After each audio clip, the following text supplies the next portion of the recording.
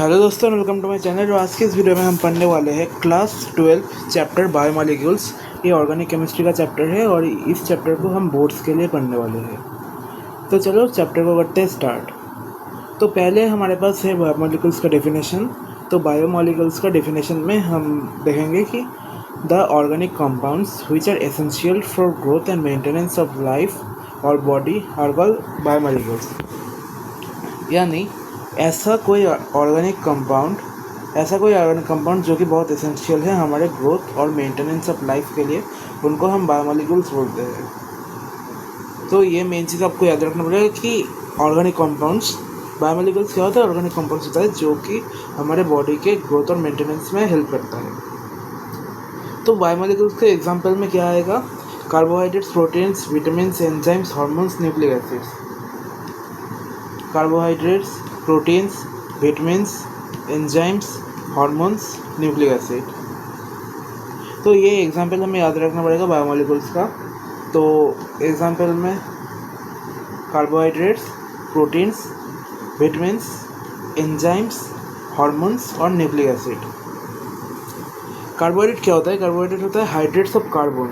इसको कार्बोहाइड्रेट का नाम से हम बोल सकते हैं कि इसका डेफिनेशन क्या होगा? हाइड्रेट्स ऑफ कार्बन को कार्बोहाइड्रेट बोलता है। और यहाँ पे आप चीज़ देखो, एक जेनरिक फार्मूला होता है कार्बोहाइड्रेट्स का जेनरिक फार्मूला होता है CH2OY।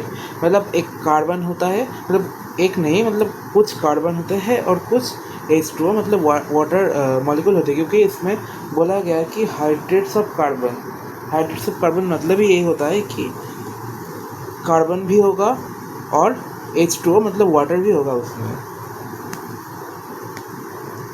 तो इसका जो जेनरिक फार्मूला होता है वो होता है C6H2OY।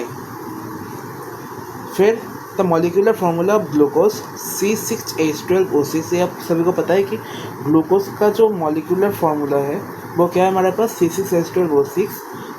उसका जेनरिक फार्मूला क्या है? C6H2O6। इस जेनरिक फार्मूला में ये फिट होता है क्योंकि आप यहाँ पे देखो, ये जेनरिक फार्मूला क्या है? CXH2OY। एक कार्बन और H2O वाटर। यहाँ पे भी कार्बन, H2O वाटर। तो ग्लूकोज का जो मॉलिक्यूलर फार्मूला है वो C6H2O में फिट करता है। फिर आप देखो कि इसका लिमिटेशन क्या है। 2 और 3 नंबर पॉइंट, आप इसको लिमिटेशन भी बोल सकते हो इसका।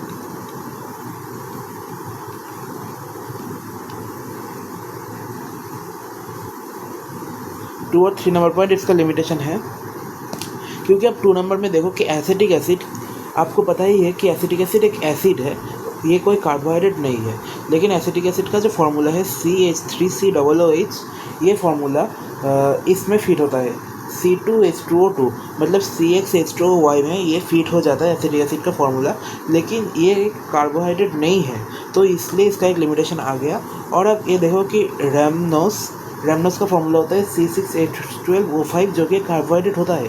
रैमनोस एक कार्बोहाइड्रेट होता है, लेकिन रैमनोस इस फार्मूले में फिट नहीं करता। इस जनरल फार्मूले में रैमनोस फिट नहीं करता, तो ये इस फार्मूला का लिमिटेशन आ गया। तो हमने जो डिफाइन किया था कि हाइड्रेट ऑफ कार्बन को कार्बोहाइड्रेट बोला जाता है, तो इसका डेफिनेशन हमें चेंज करना पड़ा। तो इसका जो नया डेफिनेशन, जो न्यू डेफिनेशन हमें मिला है इसका, ये क्या मिला है हमें कि कार्बोहाइड्रेट्स में be defined as optically active polyhydroxy aldehydes. ये आपको याद रखना पड़ेगा, ऑप्टिकली एक्टिव पॉलीहाइड्रोक्सी एल्डिहाइड्स और ketones. Optically active polyhydroxy aldehydes और कीटोन्स और the compounds which produce such units on hydrolysis। मतलब कार्बोहाइड्रेट्स क्या होता है? ऑप्टिकली एक्टिव पॉलीहाइड्रोक्सी एल्डिहाइड और कीटोन होता है, या फिर ऐसा कंपाउंड होता है जो कि ऐसे यूनिट्स को प्रोड्यूस करते हैं हाइड्रोलाइसिस पे। मतलब वाटर के साथ अगर इसको रिएक्शन करेंगे तो फिर ये ऑप्टिकली एक्टिव पॉलीहाइड्रोक्सी एल्डिहाइड या फिर कीटोन देगा। तो अब देखते हैं हम कि शुगर क्या होता है। तो शुगर मतलब चीनी, शक्कर। Carbohydrates which are sweet in taste are called sugar. ये तो कॉमन सेंस है। Carbohydrates which are sweet in taste are called sugars. अब शुगर्स में 2 पार्ट होते हैं, एक होता है मोनोसैकराइड्स, एक होता है डाइसैकराइड्स। मोनोसैकराइड्स के एग्जाम्पल में होता है ग्लूकोज, फ्रक्टोज, गैलेक्टोज। डाइसैकराइड्स के एग्जाम्पल होता है मेल्टोज, सुक्रोज, लैक्टोज। फिर से देख लेते हैं। जो मोनोसैकराइड्स होता है उसमें क्या होता है, ग्लूकोज, फ्रक्टोज, गैलेक्टोज, और जो डाइसैकराइड्स होता है उसमें क्या होता है, माल्टोज, सुक्रोज और लैक्टोज। ये तो गया शुगर्स, और एक होता है नॉन शुगर्स। तो नॉन शुगर्स भी हम बोल सकते हैं कि कार्बोहाइड्रेट जिनका टेस्ट स्वीट नहीं होता है उनको हम नॉन शुगर कहते हैं। जैसे कि इसका एग्जाम्पल है पॉलीसैकराइड। पॉलीसैकराइड में क्या आता है, पॉलीसैकराइड में आता है स्टार्च, सेलुलोज, ग्लाइकोजन। अब आप देखो कि स्टार्च, सेलुलोज और ग्लाइकोजन आता है किसमें, पॉलीसैकराइड्स में। अब आप देखो कि ग्लाइकोजन मिलता कहाँ पे है, हमारे बॉडी में। ग्लाइकोजन हमारे बॉडी में मिलता है लीवर, मसल और ब्रेन पे। इसको हम ऐसे भी लिख सकते हैं LMB, LMB मतलब liver, muscles, brain. Livers, muscle और ब्रेन पे हमारे बॉडी में ग्लाइकोजन मिलता है। Carbohydrates are also called saccharides. तो जैसे कि मोनोसैकराइड, डाइसैकराइड, पॉलीसैकराइड, तो carbohydrates are also called saccharides. अब क्लासिफिकेशन हम देखेंगे कार्बोहाइड्रेट्स का किसके बेसिस पे, हाइड्रोलाइसिस के बेसिस पे। हाइड्रोलाइसिस के बेसिस पे हम कार्बोहाइड्रेट्स का क्लासिफिकेशन देख लेते हैं। तो अगर हाइड्रोलाइसिस के बेसिस पे हम क्लासिफिकेशन देखते हैं तो फिर इसमें क्लासिफिकेशन में आता है क्या, मोनोसैकराइड्स, ओलिगोसैकराइड्स, डाइसैकराइड्स और पॉलीसैकराइड्स। मोनो, ओलिगो, डाई और पॉलीसैकराइड्स आता है हमारे यहाँ पे। तो पहले हम देखते हैं कि मोनोसैकराइड्स क्या होते हैं। Carbohydrates which are not hydrolysed further to give simpler units of polyhydroxy aldehydes और कीटोन्स आर कॉल्ड मोनोसैकराइड्स। मतलब अगर हम मोनोसैकराइड्स को पानी में डालते हैं, अगर H2O के साथ रिएक्शन कराते हैं तो फिर ये रिएक्ट होके कोई further simpler unit of polyhydroxy aldehyde और कीटोन नहीं देगा हमें, तो इनको हम मोनोसैकराइड्स बोलते हैं। तो मोनोसैकराइड्स का एग्जांपल हमने ऑलरेडी देख लिया था, ग्लूकोज, फ्रक्टोज, गैलेक्टोज, और एक एग्जांपल है राइबोस जो कि हमारे DNA में मिलता है, राइबोस। और एक है लिख लेता है कि राइबोस कहाँ पे मिलता है, हमारे DNA में मिलता है। फिर आता है हमारे पास ओलिगोसैकराइड्स। ये ओलिगोसैकराइड्स क्या होता है, carbohydrates which give 2 to 10 monosaccharide units on hydrolysis are called oligosaccharides. 2 to 10 monosaccharide units देते हैं किसमें, हाइड्रोलाइसिस में। मतलब जब हम किसी कार्बोहाइड्रेट को वाटर के साथ रिएक्ट कराते हैं तब अगर वो 2 से 10 मोनोसैकराइड यूनिट देता है तो फिर हम उसको ओलिगोसैकराइड्स बोलते हैं। फिर हम देखते हैं कि डाइसैकराइड्स आप लोगों ने गेस किया होगा कि carbohydrates which give 2 monosaccharides units on hydrolysis. जब कोई कार्बोहाइड्रेट को अगर हम वाटर के साथ रिएक्ट कराते हैं और वो 2 मोनोसैकराइड यूनिट देता है हाइड्रोलाइसिस पे, तब हम उनको डाइसैकराइड्स बोलते हैं। इसका एग्जांपल अपने देख लिया था कि मेल्टोज, सुक्रोज, लैक्टोज। मेल्टोज, सुक्रोज, लैक्टोज ये हमने देख लिया था पहले ही।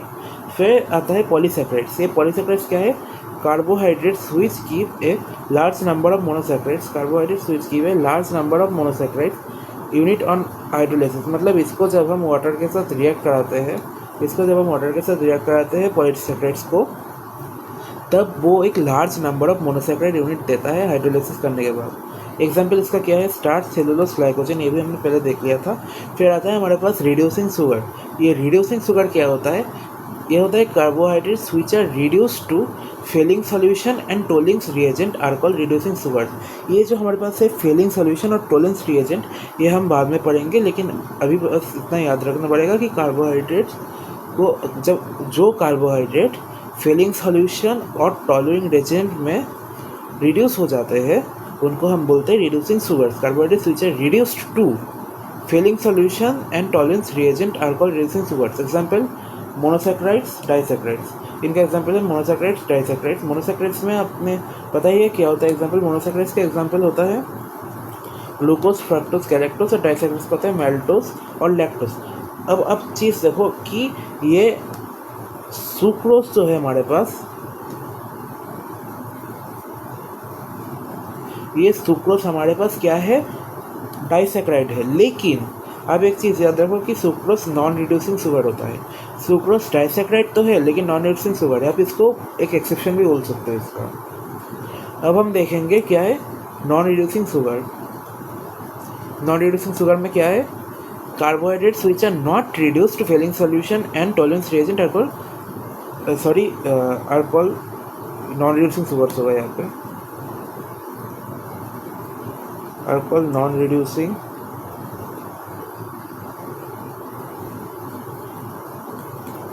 हाँ, carbohydrates which are not reduced to failing solution and tolerance reagent are called non-reducing sugars.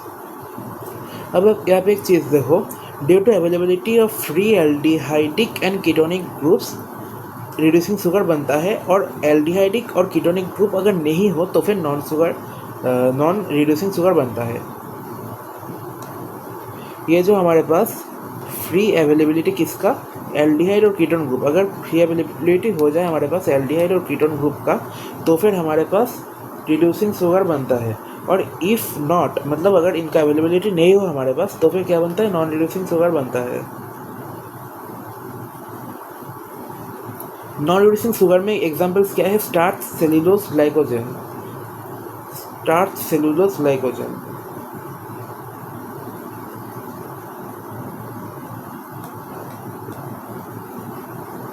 फिर आते हैं हम मोनोसैकराइड्स के क्लासिफिकेशन पे।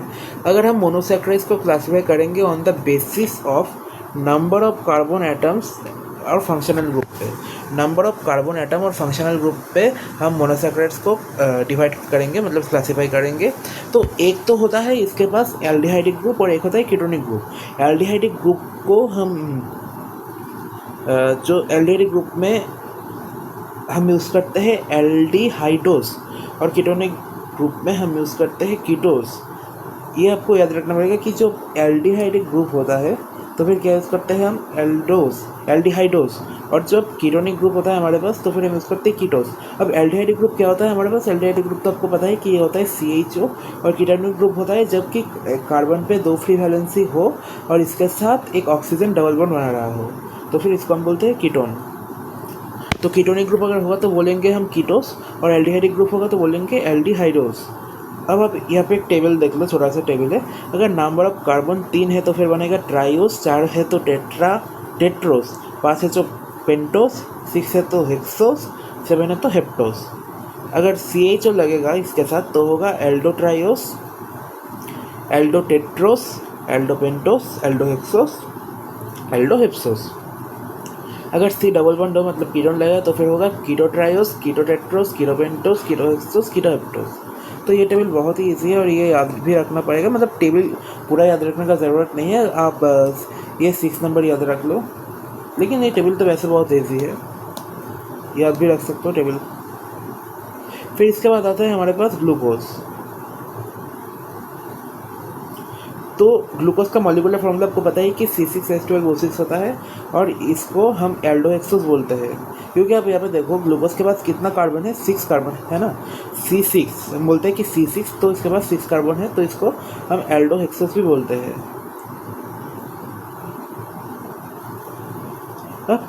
ग्लूकोज का प्रिपरेशन मेथड हमें देखना होगा, प्रिपरेशन मेथड ऑफ ग्लूकोज हमें देखना होगा। तो पहले हम देखेंगे कि केन शुगर मतलब सुक्रोज से, जो कि शुगर केन होता है, गन्ना होता है जहाँ पे, तो गन्ने से हम कैसे ग्लूकोज निकाल सकते हैं। हमने पहले ले लिया गन्ना मतलब सुक्रोज मतलब चीनी, C6H22O11 ये सुक्रोज का फॉर्मूला होता है, उसको हमने कर दिया हाइड्रोलाइसिस। अगर उसको हम हाइड्रोलाइसिस करते हैं सुक्रोज को तो फिर हमारे पास मिलता है C6H12O6 ग्लूकोज और C6H12O6 फ्रक्टोज, मतलब ग्लूकोज और फ्रक्टोज मिलता है हमारे पास। अब याद रखना कि ग्लूकोज और फ्रक्टोज दोनों का फॉर्मूला सेम होता है। अब याद रखना एक चीज़ कि जो सुक्रोज हमारे पास होता है वो होता है डेक्स्ट्रोरोटेटरी, और जो ग्लूकोज हमारे पास होता है वो होता है डेक्स्ट्रोरोटेटरी, और जो फ्रक्टोज हमारे पास होता है वो है लियोरोटेटरी। लेकिन जो ग्लूकोज होता है वो होता है +52.5 डिग्री डेक्स्ट्रोरोटेटरी, +52.5 डिग्री डेक्स्ट्रोरोटेटरी होता है, और जो फ्रक्टोज होता है वो होता है -92.4 डिग्री लिवोरोटेटरी। तो फिर जो फाइनल प्रोडक्ट हमारे पास बनता है, मतलब जो फाइनली हम इसको रिजल्टेंट देखेंगे, इसका प्रोडक्ट जब हम देखेंगे फाइनली, तो फिर फाइनली इसका जो प्रोडक्ट बनेगा इसको हम बोलेंगे लीवो, क्योंकि आप यहाँ पे देखो ये ज़्यादा बड़ा है, 92.4 डिग्री ज़्यादा बड़ा है 52.5 डिग्री से, तो इसको हम लिवोरोटेटरी बोलेंगे। अब देखो कि स्टार्च से कैसे बनेगा, फ्रॉम स्टार्च। तो पहले हमने स्टार्च ले लिया, स्टार्च का फॉर्मूला होता है C6H10O5, और इस पे N लगेगा, C6H10O5N। प्लस NH2, मतलब जितना हमने यहाँ पे लिया C6H10O5 उतना ही हम H2O लेंगे, तो फिर क्या बनेगा N, मतलब जितना हमने लिया था उतना C6H12O6 मतलब ग्लूकोज। ये तो आपको बताया था कि ग्लूकोज ही बनना है स्टार्ट से। C6H10O5 हमने ले लिया और उसको हमने वाटर के साथ रिएक्ट करा दिया, उसका हाइड्रोलाइसिस करा दिया हमने, और 393 केल्विन और 2 से 3 ATM पे हमने इसको एडजस्ट करना पड़ा, प्रेशर और टेम्परेचर को। तो इसको एडजस्ट करके हमें ग्लूकोज मिल गया n टाइम्स। फिर स्ट्रक्चर ऑफ ग्लूकोज हम देख लेते हैं।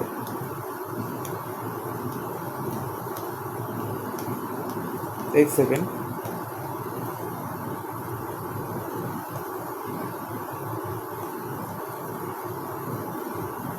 तो स्ट्रक्चर ऑफ ग्लूकोज हम देख लेते हैं। स्ट्रक्चर ऑफ ग्लूकोज होता है ऐसा,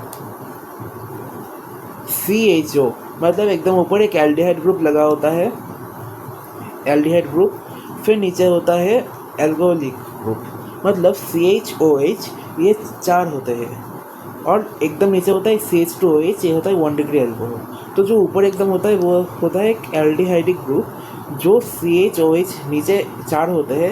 यहाँ पे अब देखो, यहाँ पे हमारे पास हो गया 1 कार्बन, 4 कार्बन और 4 और 1, 5 कार्बन यहाँ पे हो गया, और यहाँ पे 6 कार्बन, मतलब C6। यहाँ पे अब देखो हाइड्रोजन कितना है, 1, यहाँ पे 2, 3, अब 2 को आप 4 से मल्टीप्लाई करो तो 8, 1 और 8 9, 10, 11, 12, H12, और ऑक्सीजन कितना है हमारे पास, 1, यहाँ पे 4 है हमारे पास, तो टोटल 5, और यहाँ पे 6, O6। तो C6H12O6 हमारे पास बन गया यहाँ पे फॉर्मूला। तो पहले एकदम ऊपर क्या होता है, एक एल्डिहाइडिक ग्रुप लगा होता है, फिर इसके नीचे लगा होता है 4 2 डिग्री अल्कोहलिक या फिर हाइड्रोक्सी ग्रुप, और जो लास्ट में होता है हमारे पास CH2OH, वो सिर्फ एक ही होता है नंबर में, और उसको हम बोलते हैं 1 डिग्री अल्कोहलिक या फिर हाइड्रोक्सी ग्रुप। मतलब आप फिर से एक बार देख लो कि CHOH एकदम पहले तो CHO हमारे पास आ गया एल्डिहाइडिक ग्रुप, फिर उसके बाद नीचे हमारे पास आ जाएगा CHOH होल 4। CHOH मतलब CHOH ये 2 डिग्री अल्कोहल है, या फिर हाइड्रोक्सी भी बोल सकते हैं इसको, ये 4 आ जाएगा हमारे पास नंबर।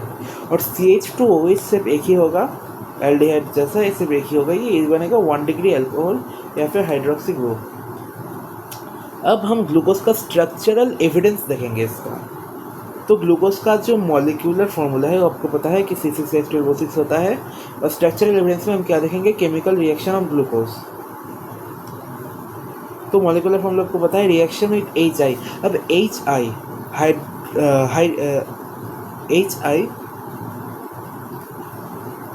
क्या करता है हमारे पास, HI मतलब क्या होता है, हाइड्रोजन आयोडाइड। तो जो हाइड्रोजन आयोडाइड हमारे पास होता है उसका काम ही होता है रिडक्शन करना, और अगर हाइड्रोजन आयोडाइड के पास अगर आपको कभी रेड फॉस्फोरस मिल जाए, मतलब red phosphorus plus hydrogen iodide, और उसके ऊपर अब डेल्टा मिल जाए तो फिर वो भी रिडक्शन होगा, या फिर अगर हमारे पास सिर्फ HI मिल जाए तो फिर वो भी रिडक्शन ही होगा। अगर रेड फॉस्फोरस नहीं भी हो, सिर्फ HI हो, फिर भी रिडक्शन होगा, और या फिर रेड फॉस्फोरस प्लस HI हो, फिर भी रिडक्शन ही होगा।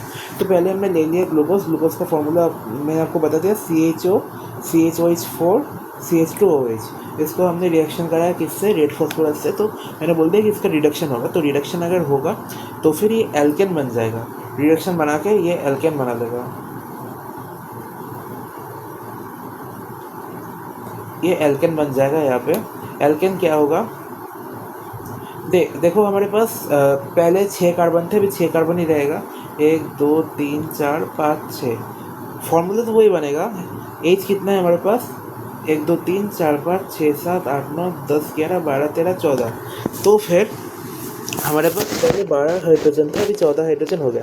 मतलब आप ये समझ लो कि इसका तो एक हेक्सेन बनाना ही है, क्योंकि 6 कार्बन हमारे पास है, इसको बनाना है एल्केन, और हम 6 कार्बन से अगर एल्केन बनाना चाहते हैं तो फिर हमें हेक्सेन ही बनाना पड़ेगा। तो फिर यहाँ पे हमने बना दिया एन हेक्सेन, जिसको हम बोलते हैं स्ट्रेट चेन स्ट्रक्चर।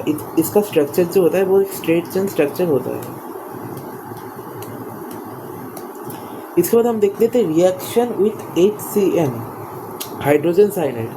अगर इसमें एक प्रेजेंस ऑफ कार्बोनिल ग्रुप, अच्छा जब रिएक्शन विथ HCN हम करते हैं तो फिर ये हमें एक शो क्या करता है, ये प्रेजेंस ऑफ कार्बोनिल ग्रुप हमें शो करता है। मतलब अगर ये रिएक्शन हमारे पास हो जाए अगर ये वाला रिएक्शन हमारे पास हो जाए तो फिर ये बताएगा कि हाँ रिएक्शन में मेरे पास एक कार्बोनिल ग्रुप था। कार्बोनिल ग्रुप कौन होता है? कार्बन, आप देख ही सकते हो यहाँ पे स्क्रीन पे। तो अगर कार्बोनिल ग्रुप ऐसे लगा होता है तो फिर ये रिएक्शन होता है, मतलब इस रिएक्शन से हमें कार्बोनिल ग्रुप के प्रेजेंस का टेस्ट मिलेगा। अगर क्वेश्चन में ऐसा है कि प्रेजेंस ऑफ कार्बोनाइल ग्रुप का टेस्ट कैसे मिलेगा, तो फिर ये HC1 वाला एग्जाम्पल लिखना पड़ेगा। तो इसमें आप देख लो कि पहले हमने ग्लूकोज ले लिया हमारे पास, इसको हमने HCN से रिएक्ट कराएंगे, हम पता ही है क्या होगा, तो ये रिड्यूस हो जाएगा। और ये कैसे रिड्यूस होगा? अब ये देखो कि CHOH4 और CH2OH जैसा था वैसा ही रहेगा, लेकिन ऊपर जो हमारे पास CHO एल्डिहाइड था, मतलब HCN कभी अल्कोहल पे रिएक्ट नहीं करेगा, HCN अल्कोहल पे रिएक्ट नहीं करेगा, ये बस एल्डिहाइड पे रिएक्ट करेगा। और एल्डिहाइड पे रिएक्ट करके ये CH तो पहले जैसा था वैसे ही रहेगा, CH के साथ एक OH जुड़ जाएगा, मतलब यहाँ से O आया, यहाँ से H आया, OH जुड़ गए और ये CN जुड़ गया। ये CN और OH जुड़ गए किस पे? कार्बन और हाइड्रोजन पे, मतलब कार्बन हाइड्रोजन जो कार्बन है जो कि हाइड्रोजन से बॉन्डेड है, उस कार्बन पे OH और CN जुड़ गए।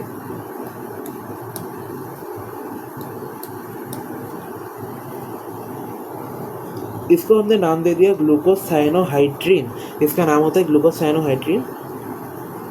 अब मैंने जो बोला यहाँ पे लिखा भी है, HCN reacts only with aldehyde not with alcohol.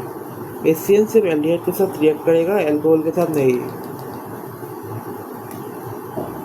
HCN reacts only with aldehyde not with alcohol, ये याद रखना पड़ेगा एग्जाम के लिए। तो उसके बाद आता है रिएक्शन विथ NH2OH। NH2OH या फिर H2NOH भी बोल सकता हूँ इसको। ये क्या होता है? Hydroxyl amine. Reaction with H2N या फिर NH2OH। तो पहले हमने ले लिया या फिर ग्लूकोज के साथ हमने रिएक्ट कर दिया NH2OH का, ये ग्लूकोज के साथ हमने रिएक्ट कर दिया NH2OH का, और रिएक्ट करने के बाद ये हो जाएगा रिड्यूस। और ये कैसे रिड्यूस होगा? आप देखो कि CHOH4 जैसा है वैसा ही रहेगा, CH2OH जैसा था वैसा ही रहेगा, और इस CH के साथ हम एक NOH जोड़ देंगे। यहाँ पे जो हमारे पास NOH था ना, ये जो NOH था हमारे पास, इसको हम जोड़ देंगे और इस ऑक्सीजन को हम हटा देंगे। इस ऑक्सीजन को हटा के हम इसके साथ NOH जोड़ देंगे और इनके साथ डबल बॉन्ड ही होगा, N और कार्बन के बीच में डबल बॉन्ड होगा। और ये हमें क्या शो करता है? ये हमें शो करता है प्रेजेंस ऑफ कार्बोनाइल ग्रुप। ये भी हमें शो करता है प्रेजेंस ऑफ कार्बोनाइल ग्रुप। और इस स्ट्रक्चर जो हमें फाइनली मिला, इस स्ट्रक्चर को हम बोलते हैं ग्लूकोज ऑक्साइम हम बोलते हैं इस स्ट्रक्चर को, जो हमें यहाँ पे मिला।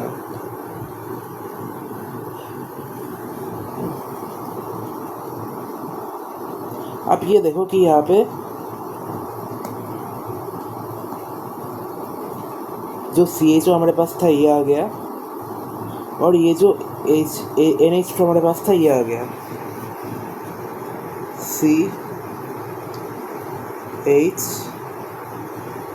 हमारे पास ये आ गया, और NH2 NH2। अब ये H2 और O, ये H2 और O एक साथ मिलके तो वाटर बना लेगा, और फिर क्या बचेगा? CHNOH। तो ये था इसका मैकेनिज्म, तो ये इसका मैकेनिज्म था।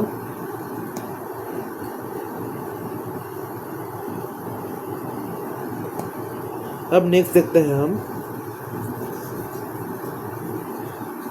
Reaction with Br2 bromine water. अब आप देखो कि ब्रोमीन वाटर जो होता है वो एक माइल्ड ऑक्सीडाइजिंग एजेंट होता है, मतलब ब्रोमीन वाटर एक सिंगल स्टेप ऑक्सीडेशन कराएगा। जो माइल्ड ऑक्सीडाइजिंग एजेंट होता है हमारे पास, वो हमेशा सिंगल स्टेप ऑक्सीडेशन कराते हैं, और जो हमारे पास स्ट्रॉन्ग ऑक्सीडाइजिंग एजेंट होता है वो हमारे पास मल्टी स्टेप ऑक्सीडेशन कराता है। तो ये तो ऑक्सीडेशन कराएगा H2O Br, ब्रोमीन वाटर तो हमारे पास ऑक्सीडेशन कराएगा। तो यहाँ पे पहले हमारे पास क्या था? हमारे पास पहले था यहाँ पे ग्लूकोज। तो पहले हमने ग्लूकोज ले लिया, उसको हमने ब्रोमीन वाटर में डाला, ग्लूकोज को हमने ब्रोमीन वाटर के साथ रिएक्ट कराया। तो रिएक्ट करा के हमारे पास जो फाइनली आया वो होता है ग्लूकोनिक एसिड। ग्लूकोनिक एसिड हमारे पास फाइनल बनता है। और ये किसका प्रेजेंस दिखाता है? Shows presence of aldehyde group. इसमें जो एल्डिहाइड ग्रुप था हमारे पास, इसका प्रेजेंस दिखाएगा ये ब्रोमीन वाटर टेस्ट। तो ब्रोमीन वाटर हमने इसमें डाल दिया और फाइनली ये क्या बनेगा आप देख लेते हैं।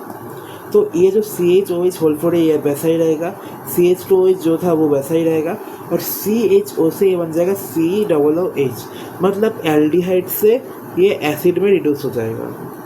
सॉरी एल्डिहाइड से ये एसिड में ऑक्सीडाइज हो जाएगा। पहले क्या था हमारे पास? पहले जो हम कर रहे थे कि रिएक्शन विथ HCN, फिर हम कर रहे थे कि रिएक्शन विथ NH2OH, इसमें तो रिडक्शन हो रहा था, लेकिन ये जो ब्रोमीन वाटर है इसमें ऑक्सीडाइज हो जाएगा। अब आ गया हमारे पास स्ट्रॉन्ग ऑक्सीडाइजिंग एजेंट। ये स्ट्रॉन्ग ऑक्सीडाइजिंग एजेंट क्या है हमारे पास? Concentrated HNO3। अब आपको पता है कि HNO3 ये ऑक्सीडाइजिंग एजेंट है। HNO3 मतलब क्या है? हमारे पास नाइट्रिक एसिड है। तो नाइट्रिक एसिड एक स्ट्रॉन्ग ऑक्सीडाइजिंग एजेंट होता है। अब रिएक्शन हम इसके साथ देख लेते हैं कि रिएक्शन इज कंसेंट्रेटेड HNO3। पहले तो हमारे पास ग्लूकोज था, फिर ग्लूकोज को हमने रिएक्ट कराया कंसेंट्रेटेड HNO3 से, और जो हमारे पास फाइनल प्रोडक्ट बना वो लगभग सेम है पिछले वाले प्रोडक्ट से, COOH, CHOH4, लेकिन लास्ट में CH2OH जो था वो COOH बन जाएगा। मतलब इसको इसमें आप देख लो कि जो स्ट्रॉन्ग ऑक्सीडाइज अब एक काम करो, ये जो माइल्ड ऑक्सीडाइजिंग एजेंट होता है हमारे पास, इसमें आप लिख लो कि सिंगल स्टेप ऑक्सीडेशन कराता है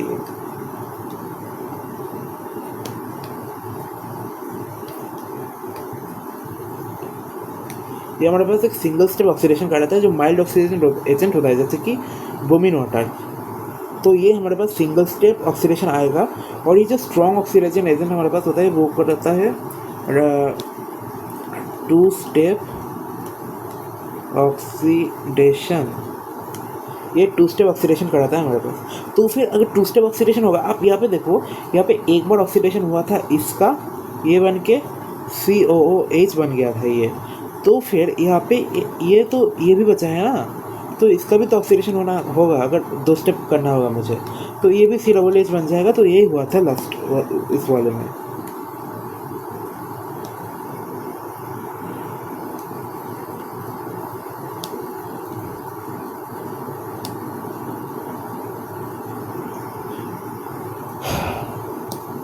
तो इसमें आप देख लो, ये जो COOH, नीचे भी COOH, और बीच में जो था वही रहेगा CHOH, और इसको हम बोलेंगे सैकेरिक एसिड। और ये हमें दिखाएगा presence of 1 degree alcoholic group. अगर ये रिएक्शन होता है तो ये क्या शो करता है हमारे को? Show presence of 1 degree alcoholic group हमें ये शो करता है। अब आप ये देखो कि ग्लूकोनिक एसिड जो था हमारे पास, ग्लूकोनिक एसिड को ये देखो हमारे पास, ये जो था हमारे पास ये था ग्लूकोनिक एसिड, ये वाला हमारे पास ग्लूकोनिक एसिड था, और ये वाला हमारे पास क्या है? सैकेरिक एसिड। अब मैंने आपको यहाँ पे बोला कि ग्लूकोनिक एसिड से अगर हम एक स्टेप ऑक्सीडेशन हम बढ़ा देंगे अगर इसका ग्लूकोनिक एसिड का, तो फिर क्या बनेगा? सैकेरिक एसिड। तो हमने इसमें लिख लिया कि ग्लूकोनिक एसिड को अगर कंसनट्रेटेड HNO3 दे तो इसका ऑक्सीडेशन हो जाएगा और सैकेरिक एसिड बनेगा। इसमें ऑक्सीडेशन हो रहा है ना। और 7 नंबर हम देख लेते हैं कि acylation reaction with acetic anhydride. अभी एसिटिक एनहाइड्राइड क्या होता है? वो होता है CH3COOCH3। इसको हम बोलते हैं acetic anhydride. CH3 double bond O, बीच में एक पैरोक्सी लिंकेज आ गया, फिर यहाँ पे C double bond O CH3। तो ये हम देख लेते हैं acylation reaction with acetic anhydride. Acetic anhydride formula क्या होता है? CH3 double bond O single bond O C double bond O। तो पहले तो हमारे पास था ग्लूकोज को हमने किससे रिएक्ट करा है? एसिटिक एनहाइड्राइड से। CH3 double bond O single bond O C double bond O CH3। इसको हमने जब रिएक्ट करा है तो फिर CHO जो ऊपर था वो CHO रहेगा, लेकिन नीचे वाला क्या बन जाएगा? CHO, और यहाँ पे आप देखो C डबल बॉन्ड और CH3। बस ये वाला पोर्शन, इतना वाला पोर्शन पीछे लग जाएगा इसका। यहाँ पे आप देखो सी डबल बॉन्ड और CH3 इतना वाला पोर्शन पीछे लग गया। और नीचे जो था CH2 उसके बाद था क्या OH, तो CH2O तो सेम रहेगा। फिर इसके बाद इतना वाला पोर्शन सी डबल बॉन्ड और CH3, ये वाला पोर्शन इसके नीचे भी लग जाएगा, सी डबल बॉन्ड और CH3। तो ये कुछ हमारा फाइनल प्रोडक्ट बना है इसमें, और इसका नाम होता है ग्लूकोज पेंटा एसीटेट, ग्लूकोज पेंटा एसीटेट।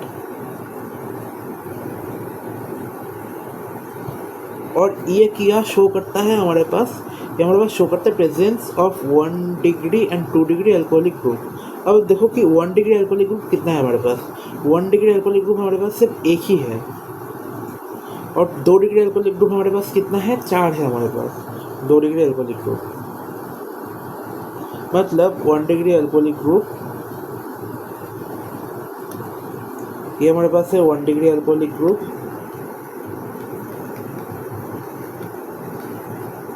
और ये हमारे पास है